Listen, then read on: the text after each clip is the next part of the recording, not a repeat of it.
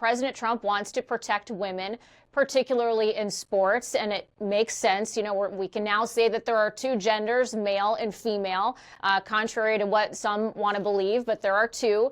And he had some governors at the White House this past week and got into an exchange with the governor of Maine, Janet Mills, who says she's not going to comply with the president's executive order to keep men out of women's sports.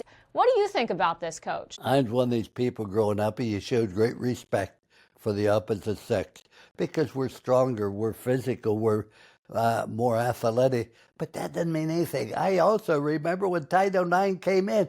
Title IX came in, I just hired a guy by the name of Bill Belichick, who just got out of college. I hired him as a graduate assistant at North Carolina State. I knew his father, Steve, very well.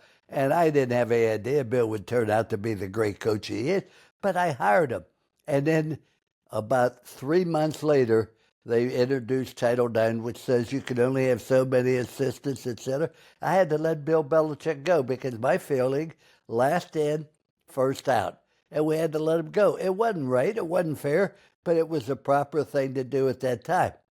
Now, it did affect his career. I can honestly say he went on to have a great career. But Title IX came in for women, and it was a great thing. We didn't necessarily like it at the time, but now you look back, I have 4 children, 2 daughters and two sons, and it's great. Title IX was so important, and now we're getting away from it. Where are women and who are men? And then all this thing about, no such thing as a mother anymore. Who in the world are we kidding?